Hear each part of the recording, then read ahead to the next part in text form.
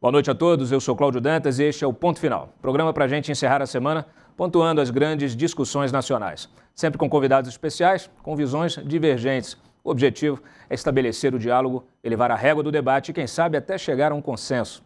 Na edição de hoje, vamos falar sobre a CPMI do 8 de janeiro, que na quarta-feira teve seu relatório final aprovado por 20 votos a 11. O documento pede o indiciamento de 61 pessoas, entre elas Jair Messias Bolsonaro. Antes de abrirmos o nosso debate, vamos assistir a um VT especial sobre o tema. Quando o Supremo usou a teoria do domínio do fato para condenar José Dirceu no Mensalão, a esquerda criticou de forma veemente a sua aplicação. Mas o tempo passou e as circunstâncias mudaram. Na terça-feira, 17, a senadora Elisiane Gama, do PSD do Maranhão, apresentou o relatório final da CPMI do 8 de janeiro, pedindo o indiciamento de 61 pessoas. No topo da lista, Jair Messias Bolsonaro. As investigações aqui realizadas, os depoimentos colhidos, os documentos recebidos, permitiram que chegássemos a um nome em evidência e a várias conclusões. O nome é Jair Messias Bolsonaro. Segundo ela, o nome do ex-presidente foi alcançado por investigações, depoimentos e documentos obtidos ao longo dos trabalhos do colegiado. Como prevê a teoria do domínio do fato, mesmo sem uma prova, ato de ofício ou ordem verbal para a invasão das sedes dos três poderes, a relatora da CPMI concluiu que Bolsonaro foi uma espécie de autor intelectual ou moral dos crimes do 8 de janeiro. A democracia brasileira foi atacada. Massas foram manipuladas com discurso de ódio. Milicianos digitais foram empregados para disseminar o medo, desqualificar adversários e promover ataques ao sistema eleitoral. Forças de segurança foram cooptadas. Tentou-se corromper, obstruir e anular as eleições. Um golpe de Estado foi ensaiado. E, por fim, foram estimulados atos e movimentos desesperados de tomada de poder. O 8 de janeiro é obra do que chamamos de bolsonarismo. Para a oposição, porém, o objetivo de Elisiane, aliada do governo, sempre foi o de fisgar Bolsonaro. Deputados e senadores alegam que desde a apresentação do plano de trabalho após a instalação da comissão parlamentar, o que se viu foi a construção de uma narrativa focada em culpar Bolsonaro e seus aliados. O conjunto de todos esses elementos não deixam dúvidas de que o presidente da República, Lula, já sabendo da possibilidade de depredação, resolveu viajar para a cidade de Araraquara sob a falsa justificativa de que iria acompanhar uma enchente que já vinha ocorrendo há mais de 20 dias.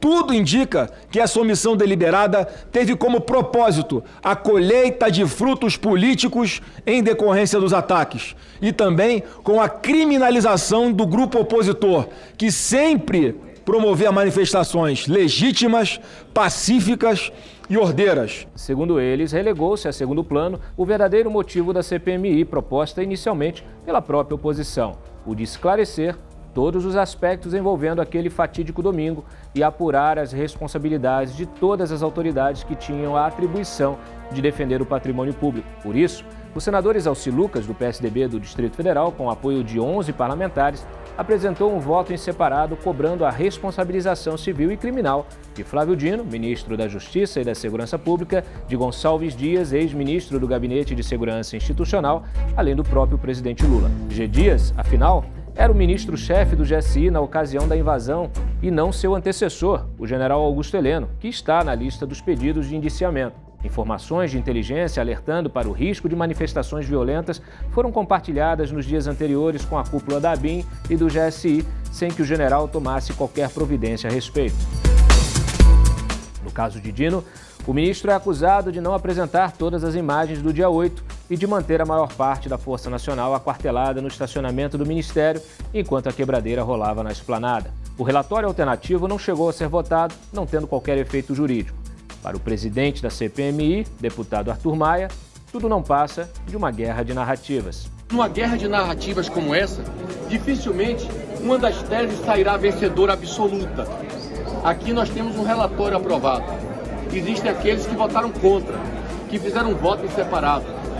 Eu sei que verdades existem em todas as duas peças. O próprio deputado do União Brasil da Bahia discorda da tese de tentativa de golpe de Estado. Eu, pessoalmente, acho que não tivemos a tentativa de golpe de Estado, porque eu não acredito que a gente possa fazer um golpe de Estado sem uma força militar capaz de impor esse golpe de Estado.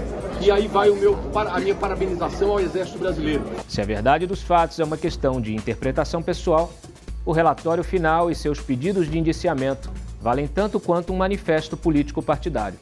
Fica a pergunta: a CPMI do 8 de janeiro serviu para alguma coisa?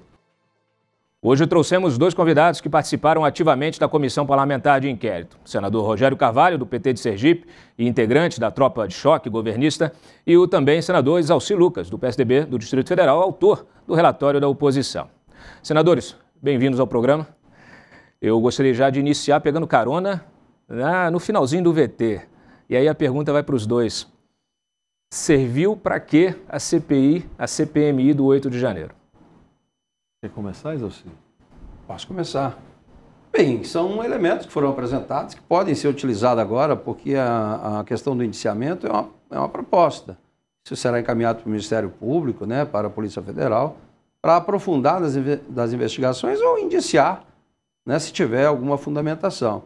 Eu acho que a CPMI saiu, de certa forma, enfraquecida. Eu participei de todas as CPIs como deputado e também agora no Senado, participei de 3 CPIs no Senado. Eu vejo assim, né, houve muitos requerimentos que deveriam ter sido aprovados e não foram, comprometeram o resultado. Eu acho que a relatora recebeu uma missão, né, e ela cumpriu desde o primeiro momento, a gente já sabia qual era o direcionamento. O instrumento que é da minoria foi amplamente tomado, né, vamos dizer assim, pela maioria, por isso é que a gente já sabia o resultado, não tinha como mudar o resultado. Agora, eu tive um cuidado especial, né, porque, lógico, a Polícia Militar do Distrito Federal, né, cometeu erros, inclusive de colocar em alerta os policiais enquanto deveriam estar de prontidão. Houve erro. Agora, pelos documentos apresentados e comprovados e pelos alertas encaminhados pela BIM, pelo general G. Dias, que recebeu todos eles, inclusive no seu celular particular, foram 16 alertas, e ele respondeu, inclusive, no dia 8 de manhã, 8h54, olha, vamos ter problema. E tinha todo o plano escudo, que é um instrumento que existe, que cabe ao governo federal proteger os seus prédios, diferentemente na Bahia, como tem um único caso, né, em que diz que tem que pedir autorização para o governador, não é o caso aqui do Distrito Federal, e o plano escudo é muito claro, em 40 minutos, no máximo, a esplanada seria totalmente ocupada pela Polícia do Exército, pela Força Nacional, pelo Comando Militar do Planalto, e nada disso foi feito. Então, eu foquei muito na questão da omissão. E aí nós tivemos o general G. Dias, tem a quebra do sigilo, inclusive institucional, onde a gente encontrou nessa quebra de sigilo, né, a relação do gabinete da relatora com o depoente G. Dias, né, trocando figurinha, perguntas e respostas. Então isso compromete, se você pegar a página 847 do relatório da relatora, ela isenta completamente o general G. Dias, onde tem documentos, provas de que ele realmente omitiu, né, colocou em sigilo, depois houve o vazamento das imagens e que provocou realmente a instalação mesmo da CPMI. E, por outro lado, a gente teve muita interferência do Supremo Tribunal Federal, especificamente na quebra de sigilo, porque a relatora quebrou o sigilo de todo mundo, pessoa jurídica, pessoa física, e ficou pescando, coisa que não pode acontecer, né, com relação a isso. Por isso que eu, além do relatório, mostrando as omissões do governo federal, o próprio ministro Flávio Dino, né, não entregou as imagens, disse que dependia do Supremo, o Supremo mandou entregar, ele não entregou, dizendo que depois apagaram as imagens, uma empresa terceirizada. Então, houve muita dificuldade de você aprofundar nas investigações para detectar a verdade. Então, por isso, fiz algumas propostas também de melhoria do regimento, para a gente não ter um relatório como esse totalmente parcial. A gente já vai falar dessas propostas. Senador Rogério. Bom, eu creio que nós tivemos a oportunidade, nesses 4 meses, de tirar dos autos aquilo que estava só para os magistrados, juízes do STF, fatos que a CPI teve condição de revelar para toda a sociedade. Então, isso é muito importante porque, de fato, houve tentativa de golpe, houve movimentos anteriores ao 8 de janeiro. Nós podemos, por exemplo, a reunião em que o Bolsonaro teve com os generais, presenciada pelo Mauro Cid, que apresentou, que disse que esteve na reunião em que quem coordenava essa reunião foi o próprio presidente Bolsonaro, o café da manhã que o Bolsonaro tomou com o Delgatti, o hacker, para tentar burlar e violar as urnas eletrônicas, tudo isso aconteceu, certo? E isso jamais seria revelado para a sociedade se a gente não tivesse feito a CPI do 8 de janeiro. Então, acho que ela cumpre um papel de mostrar para a sociedade de que estávamos submetidos a uma intenção de perpetuação no poder de um determinado grupo, sem que isso tivesse o aval através do voto da sociedade. O questionamento das urnas eletrônicas, houve movimentos para poder fazer intervenção militar e montar um governo depois da eleição, se o resultado fosse desfavorável, e isso foi comprovado nos autos da investigação do Judiciário. Então a CPI mostra para a sociedade a intencionalidade. O 8 de janeiro já é a última tentativa, que era criar o caos, porque foi criado no dia 12 de dezembro, foi criado com a paralisação dos caminhoneiros depois que o Lula ganhou a eleição no segundo turno, e o 8 de janeiro seria a última tentativa para ser acionado a tal da GLO, né, que eles tanto falavam, para poder justificar uma intervenção militar. Mas eu diria que também ficou claro que a imprensa, o parlamento brasileiro, a justiça brasileira, os movimentos, a sociedade organizada assumiram a defesa da democracia e tornou a tentativa de golpe numa mera tentativa ou num ato de vandalismo e terrorista frustrado do dia 8 de janeiro. Isso a CPI conseguiu mostrar, e eu acho que isso é pedagógico para o fortalecimento da nossa democracia. Esse debate, com todas as dificuldades que a gente teve, com um certo desrespeito de alguns parlamentares em relação a outros, que não é... CPI é sempre assim, acaba sendo também um pouco um espaço ali privilegiado para que os políticos façam ali o seu show, né? Seu show, E apareçam, acabam ganhando mídia espontânea. Então a gente já está acostumado, o senador Exalcir aqui, que já participou de várias CPIs, sabe muito bem. Eu queria aproveitar uma coisinha que o senador Exalcir disse e também já aproveitar e encaminhar, endereçar uma outra pergunta para o senhor, senador Rogério. A CPMI não aprovou requerimentos que a oposição considerou importantes, né? Tanto a de convocação, por exemplo, do diretor da Força Nacional, que a gente sabe que, de fato, a Força Nacional, o maior contingente, ficou lá parado no estacionamento do Ministério da Justiça, né? Então há todo um questionamento sobre se esse efetivo poderia ter ajudado, né, a minimizar ou a segurar aquele contingente de pessoas que estavam ali na esplanada, né? Também a CPMI não chegou a ouvir nenhum dos presos, né? O senhor não acha que isso, de alguma maneira, comprometeu o trabalho? Por que a oposição resistiu tanto a convocar o diretor da Força Nacional ou algum desses presos do 8 de janeiro, ou até mesmo um ministro, como o próprio ministro Dino? Por que resistiu tanto? Primeiro que a Força Nacional ela só pode ser empregada em qualquer unidade da federação sob demanda, ou seja, com pedido de autorização do governador, certo? Por decisão do Supremo Tribunal Federal. Essa é uma regra que nem o ministro da Justiça poderia fazê-lo, utilizar a Força Nacional, mesmo num momento como esse, porque o STF disse que ela só pode ser utilizada sob ordens ou sob demanda formal do Poder Executivo da Unidade Federada, que aqui é o governador ibanês que teria essa prerrogativa. A segunda questão é que o Mauro Cid estava preso. Uhum. E ele foi convocado.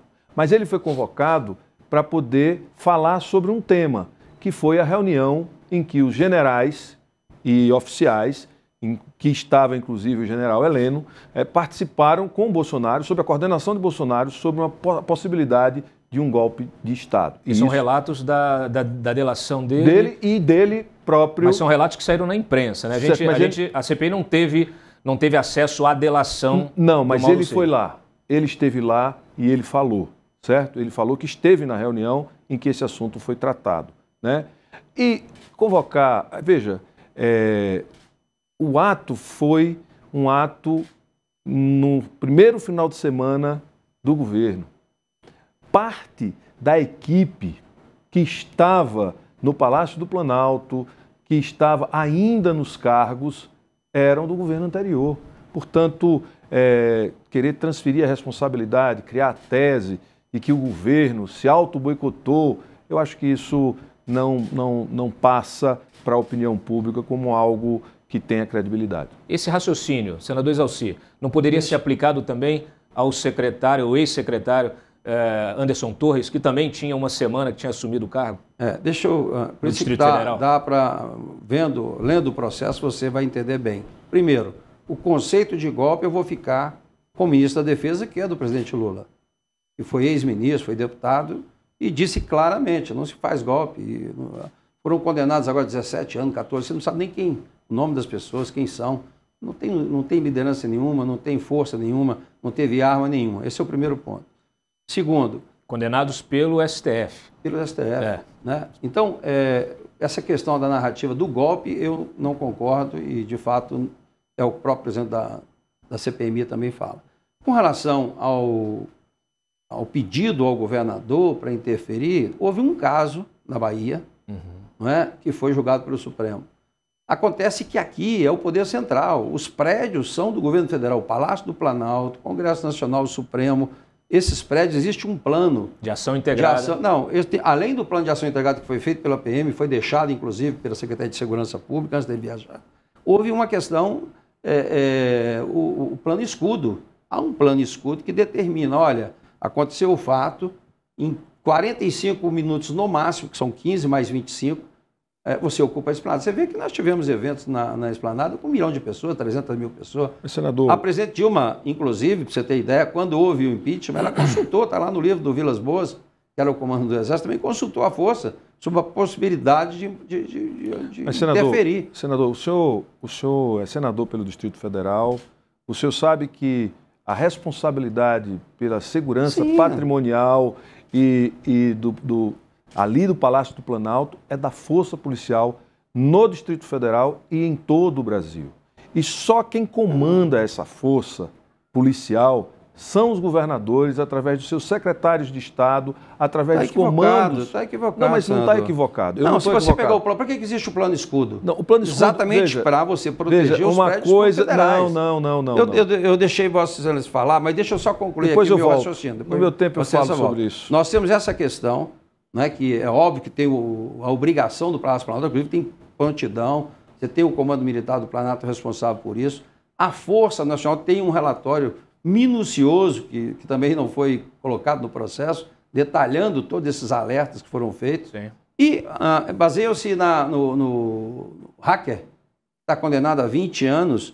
O que aconteceu? Ninguém foi tentativa, não. O Exército Brasileiro, como várias instituições, são convidadas pelo TSE para avaliar a questão da urna e etc.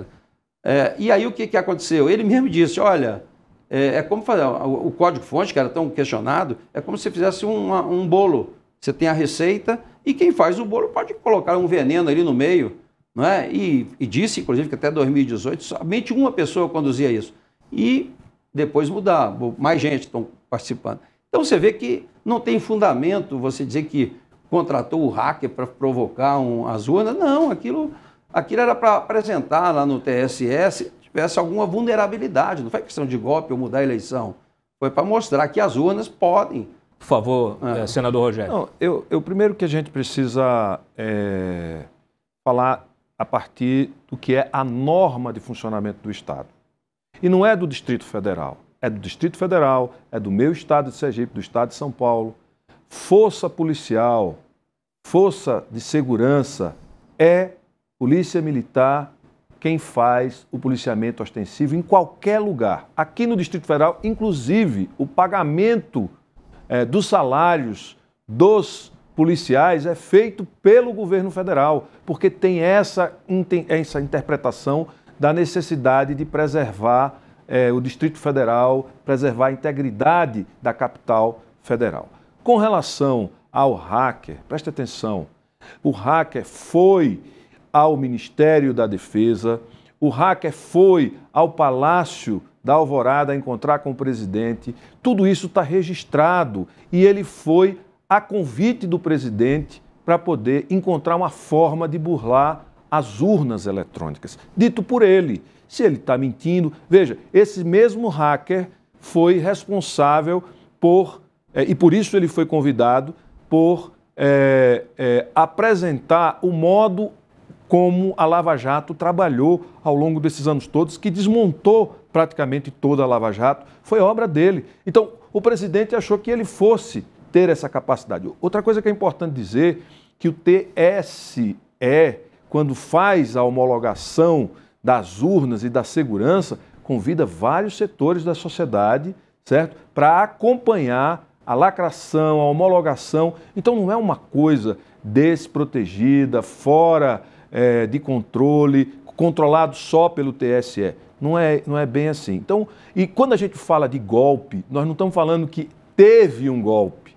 Nós estamos falando de que houve uma tentativa e uma construção ao longo de 4 anos para que o presidente, mesmo não ganhando, o Bolsonaro, pudesse se perpetuar ou aquele grupo se perpetuar no poder. E vários eventos ocorreram que demonstram isso, e isso está no relatório da senadora Elisiane, que fez um trabalho muito bom. Senadores, até aproveitando aqui, né, o TSE abriu recentemente aí o código-fonte para fiscalização dos partidos, mas nenhum partido foi lá até agora. Esperamos que os partidos dos senhores possam eu posso dizer, se fazer presente. Em 2014, nós fizemos auditoria na eleição do Aécio, Sim. Não é? Também muito estranhamente, fizemos auditoria. Só que o que não é auditável não é confiável. Se eu não posso fazer uma auditoria e ter elementos ou participar de tudo que ocorre, ou parcial, não tem condição de você confiar. Então, tem que aperfeiçoar o processo. Ó, eu tenho uma pergunta de uma telespectadora nossa, tá? Então, por favor, produção, coloque na tela aqui. Vocês sabem que a Jovem Pan tem esse carinho, né, com toda a nossa audiência. Então, vamos a uma pergunta de uma das nossas assinantes. Olá, meu nome é Ellen, eu sou advogada, estou aqui em Volta Redonda. Gostaria de parabenizar pelo programa, dizer que acompanhei a CPMI e gostaria de deixar uma pergunta para os entrevistados. Tendo em vista que a CPMI é um instrumento do legislativo, qual que é a percepção dos entrevistados com relação à interferência do STF nessa CPMI? E caso a resposta seja positiva, qual é o peso dessa interferência nos trabalhos da CPI e na conclusão, no relatório final? Boa pergunta. Quem começa? Tanto faz. Quer que eu comece? Pode começar. Veja, eu acho que o STF não interferiu nos trabalhos da CPI. O STF, inclusive, facilitou a vida de alguns investigados, depoentes, porque e atrapalhou o trabalho da CPI, porque impediu que essas pessoas pudessem falar, que é um direito, Sim. certo? Ou seja, o STF agiu dentro da risca da lei, naquilo que é garantir o direito das pessoas não se incriminarem se são investigados. Com relação ao compartilhamento de informações, isso é uma prática comum em toda a CPI, que a gente pede informações ao STF quando e se tiver algum processo em tramitação, é compartilhado. A gente não pode divulgar se tiver em sigilo, claro. Tem que ser para investigação parlamentar. Então, e quanto ao relatório final, é muito fruto da percepção dos parlamentares, da maioria dos parlamentares que estão ali, que construíram o debate e que aprovou o relatório da senadora Elisiane Gama. Então, o STF não interferiu e, quando agiu para proteger os os investigados, os depoentes, garantindo a eles o direito de não se autoincriminar. Então, perfeito, dentro da lei, acho que foi muito boa a condução, ou seja, a posição do STF em relação à CPI. Teve 2 pontos, né, que foram questionados. Primeiro, teve uma decisão permitindo que o depoente não fosse participar da audiência. Ocorreu isso. E aí foi questionado. E o outro ponto... o próprio relator, em algum momento, também criticou a decisão de ministro. O ministro do Unimax falou com relação à quebra de sigilo. Exato. Por isso que foi uma das propostas que fiz de alteração do regimento. Porque você não pode, de fato, quebrar o sigilo de todo mundo e ficar pescando. Onde é que eu vou encontrar alguma coisa para incriminar um ou outro, inclusive pegando o fato de 2020. Né? E sendo que o foco, o objeto da CPMI, tinha como objeto principal o 8 de janeiro. Claro. Então, houve muita quebra. Isso compromete muito, né? A gente que participou de várias, eu vejo, né, um CNPJ, uma empresa, quando é mencionado na CPI, tem uma série de dificuldades. Então, a gente tem que primeiro, e isso eu estou pedindo para mudar o regimento, para que haja realmente, no pedido de quebra de sigilo, que haja uma fundamentação, para que não faça a pescaria, como dito isso aí. O senhor acha, senador Rogério, que houve está havendo, e aí pode ser nessa CPI ou até em outras, um certo abuso desse direito da CPI, que tem esse poder de polícia, né, de solicitar a quebra de sigilo? O senhor acha que isso precisa realmente de uma legislação específica para tentar restringir? Digo isso porque o próprio PT diversas vezes fez críticas a procedimentos da Lava Jato, de fazer quebras de sigilo, e a gente percebe na queixa da oposição esses pedidos na CPMI feitos sem até uma fundamentação adequada. Não sei se é nessa linha, senador Exaucir. Eu acho que quem tem que se aperfeiçoar somos nós, parlamentares, e temos a consciência de que, ao fazermos um pedido de quebra de sigilo, a gente ter a clareza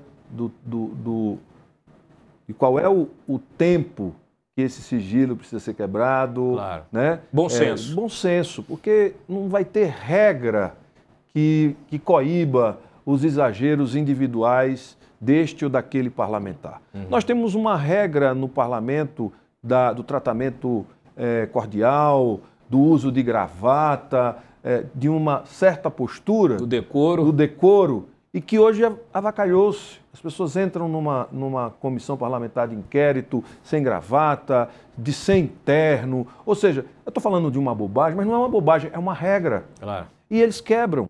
Então, não adianta, e a gente vai ter que rever uma série de coisas para que a gente possa seguir um rito mais formal.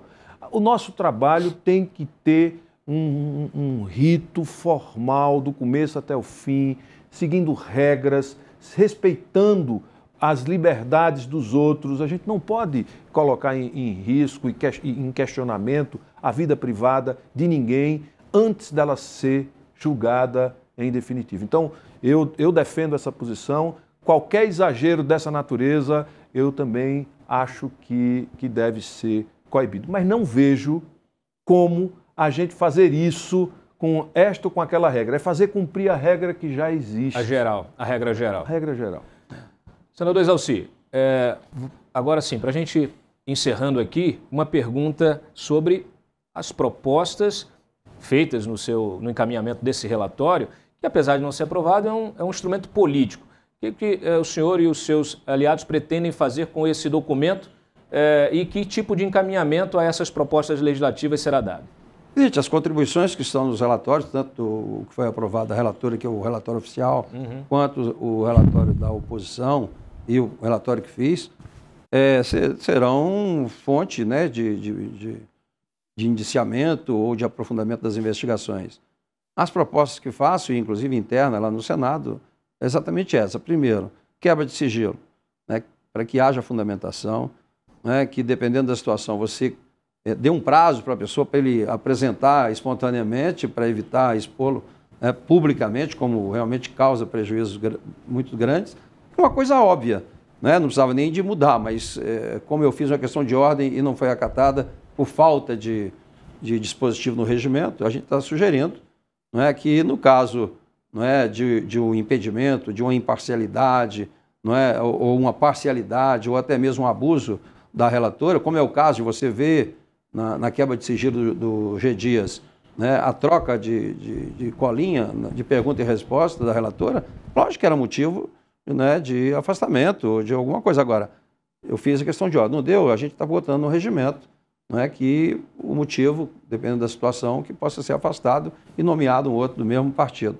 E o outro, a questão da minoria. Não tem sentido, por exemplo, a grande maioria da composição da CPMI não é, sequer assinaram o requerimento. Não é? Então, que os autores pudessem participar pelo menos da mesa diretora. Claro. Não é? Porque... Essa regra é importante porque o próprio PT, senador Rogério, no passado também se queixou bastante quando acontecia esse tipo de situação, né? De o PT, alguém do PT sugerir uma CPI e depois ela acaba sendo controlada pela base do governo.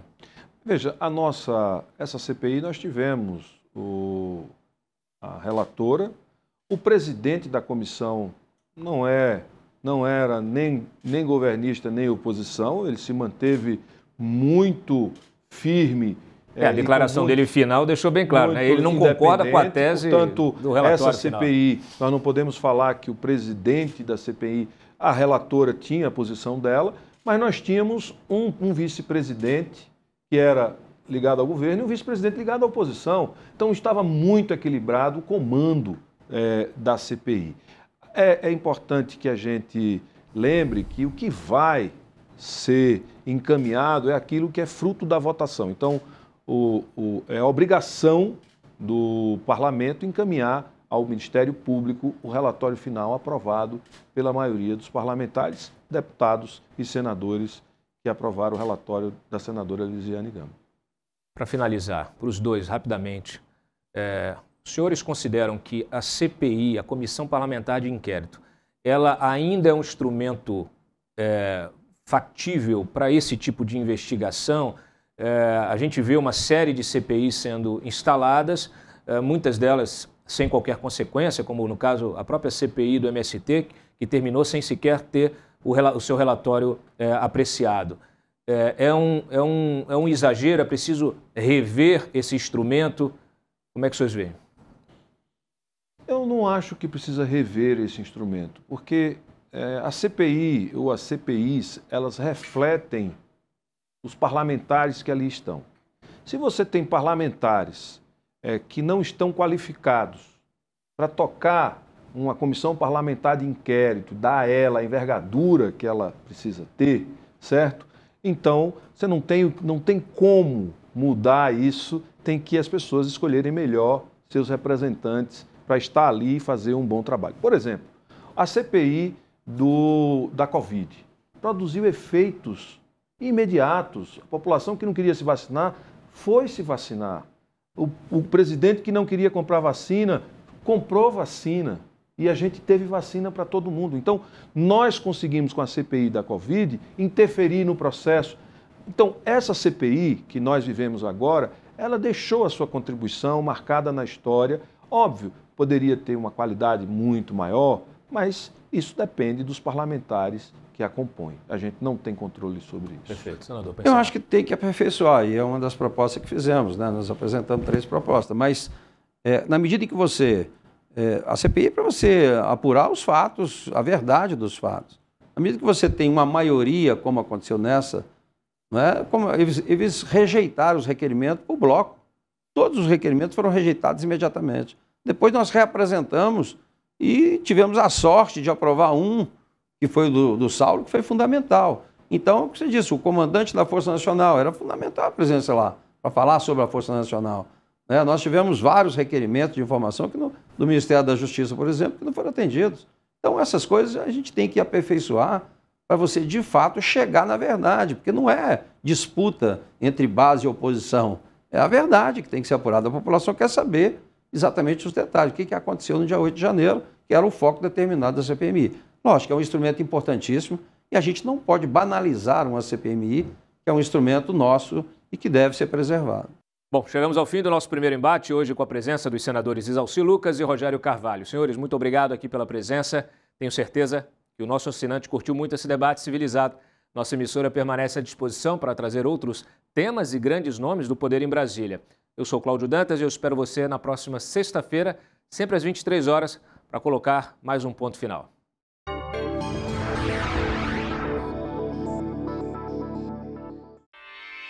Realização Jovem Pan News.